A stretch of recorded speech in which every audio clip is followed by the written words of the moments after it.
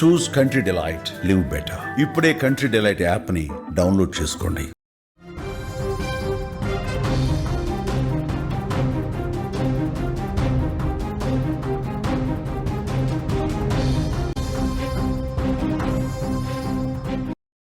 పాకిస్తాన్ పిచ్చి కూతలు మళ్ళీ మొదలుపెట్టింది.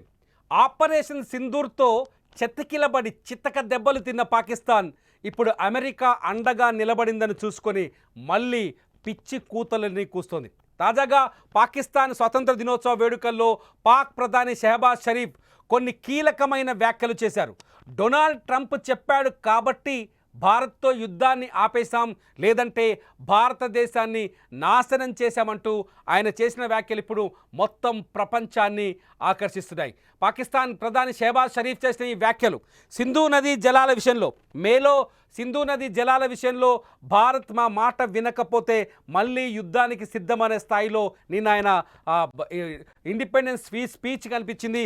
మొత్తానికి షెహబాజ్ షరీఫ్ అదుపు తప్పి మళ్ళీ మాట్లాడడం మొదలుపెట్టాడు. ఆపరేషన్ సింధూర్ సమయంలో షెహబాజ్ షరీఫ్ మేము గొప్ప విజయం సాధించాం, భారత్ని ఓడించాం, మా భయానికి భారత్ తోక ముడిచిందంటూ తీవ్రమైన వ్యాఖ్యలు చేసిన షెహబాజ్ షరీఫ్ నిన్న కూడా పాకిస్తాన్ స్వతంత్ర దినోత్సవ వేడుకల్లో ట్రంప్ చెప్పాడు కాబట్టి యుద్ధాన్ని ఆపాము, లేదంటే భారత్ని వెంటాడేవాళ్ళమంటూ మళ్ళీ పిచ్చి కూతలు కూస్తున్నాడు షెహబాజ్ షరీఫ్. కొద్ది రోజులుగా పాకిస్తాన్ ఎప్పుడైతే డొనాల్డ్ ట్రంప్ ఆసిఫ్ మునీర్ని వైట్ హౌస్కి పిలిచి లంచ్ ఇచ్చాడో ఆ తర్వాత పాకిస్తాన్ ప్రవర్తనలో మార్పు స్పష్టంగా కనిపిస్తుంది.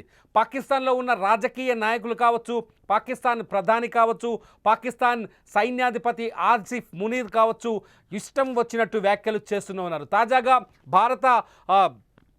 భారతదేశం పైన యుద్ధం పైన, ముఖ్యంగా ఏదైతే ఆపరేషన్ సింధూర్ ఉందో ఆపరేషన్ సింధూర్ పైన పాకిస్తాన్ ప్రధాని షెహబాజ్ షరీఫ్ చేసిన వ్యాఖ్యలు దుమారాన్ని రేపుతున్నాయి. షెహబాజ్ షరీఫ్ చాలా స్పష్టంగా కొన్ని విషయాలు చెప్తున్నారు. ట్రంప్ చెప్పడం వల్లే మేము భారతదేశం పైన యుద్ధాన్ని ఆపేశాం, ట్రంప్ చెప్పకపోతే ఆపే వాళ్ళం కాదు అంటూ ఆయన నిన్న తన స్పీచ్లో చెప్పారు. అంతేకాదు యుద్ధంలో భారత్తో పోరాటంలో కొన్ని దేశాల పేర్లను కూడా ఆయన తీసుకొచ్చారు. ఒకటి China, UAE, Saudi Arabia, Turkey, అట్లాగే అజర్బైజాన్. ఈ దేశాలు యుద్ధంలో తమకు పూర్తి స్థాయిలో మద్దతిచ్చాయని, ఆ దేశాలకి ధన్యవాదాలంటూ షెహబాజ్ షరీఫ్ పాకిస్తాన్తో ఉన్న దేశాల గుట్టును కూడా తన వ్యాఖ్యలతో, తన స్పీచ్తో బయటపెట్టారు. మొత్తానికి పాకిస్తాన్ ఆపరేషన్ సింధూర్ సమయంలో పాకిస్తాన్ని కొట్టిన చావు దెబ్బ, భారత్ కొట్టిన చావు దెబ్బ నుంచి ఇంకా పాకిస్తాన్ కోలుకోనే లేదు. భారత్ దాదాపు 9 వైమానిక స్థావరాలపైన, పాకిస్తాన్ వైమానిక స్థావరాలపైన, ఎయిర్ బేస్లపైన దాడి చేసింది. ప్రపంచం మొత్తం ఈ దాడిని చూసింది. అమెరికా కూడా చాలా స్పష్టంగా ప్రకటించింది. అమెరికాలో ఉన్న యుద్ధ నిపుణులు కానీ, అమెరికాలో ఉన్న వరల్డ్ వార్ యుద్ధ నిపుణులు కానీ వీళ్ళంతా చాలా స్పష్టంగా ప్రకటించారు. భారత్ ప్రయోగించిన బ్రహ్మోస్ క్షిపణి పాకిస్తాన్ గుండెల్లో నిద్ర లేకుండా చేసింది, పాకిస్తాన్ కళ్ళల్లో నిద్ర లేకుండా చేసిందని చాలా స్పష్టంగా ప్రపంచ యుద్ధ అనలిస్టులు కూడా చెప్పారు. అంతేకాదు డిఫెన్స్ ఎక్స్పర్ట్స్ కూడా చెప్పారు. అంతేకాదు స్వయంగా పాకిస్తాన్ ప్రధానమంత్రి టర్కీలో పర్యటించినప్పుడు, టర్కీలో ఇరాన్లో పర్యటించినప్పుడు, టెహరాన్లో పర్యటించినప్పుడు, ఇరాన్ రాజధాని టెహరాన్లో పర్యటించినప్పుడు పాకిస్తాన్ ప్రధాని షెహబాజ్ షరీఫ్ కూడా కొన్ని వ్యాఖ్యలు చేశారు. మేము దాడి చేసేలోపే భారత్ మా పైన దాడి చేసింది, మేము దాడికి సమాయత్తం అయ్యేలోపే మా దేశం పైన క్షిపణులను ప్రయోగించింది, మేము మేలుకునే లోపే భారత్ మా నిద్రని నాశనం చేసిందంటూ చాలా స్పష్టంగా ఓటమిని అంగీకరించిన షెహబాజ్ షరీఫ్ కొద్ది రోజులుగా మాట మార్చారు.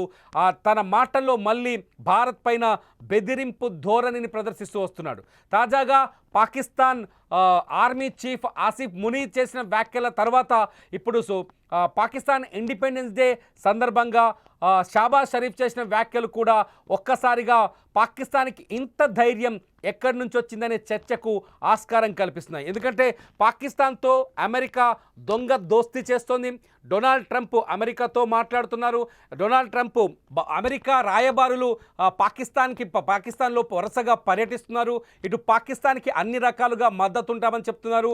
ఇటు టారిఫ్ల విషయంలో కూడా డొనాల్డ్ ట్రంప్ చాలా స్పష్టంగా పాకిస్తాన్కి తక్కువ టారిఫ్తో పాకిస్తాన్లో వ్యాపారాన్ని ప్రోత్సహించే విధంగా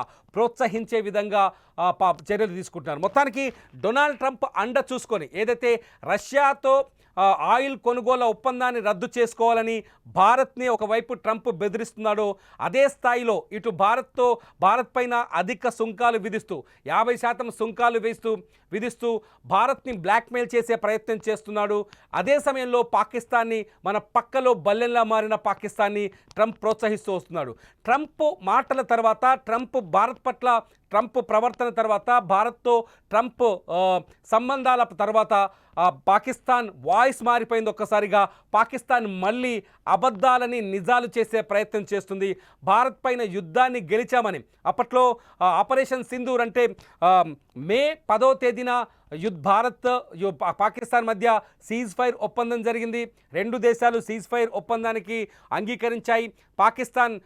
ఆ తర్వాత పాకిస్తాన్లో ఆ దేశ నాయకులు కానీ, ప్రధాని కానీ, ఆ దేశంలో ఉండే సెలబ్రిటీలు సంబరాలు చేసుకున్నారు. భారత్ పైన తాము యుద్ధం గెలిచామని. నిజానికి భారత్ దెబ్బకి పాకిస్తాన్ చెతికిలబడింది.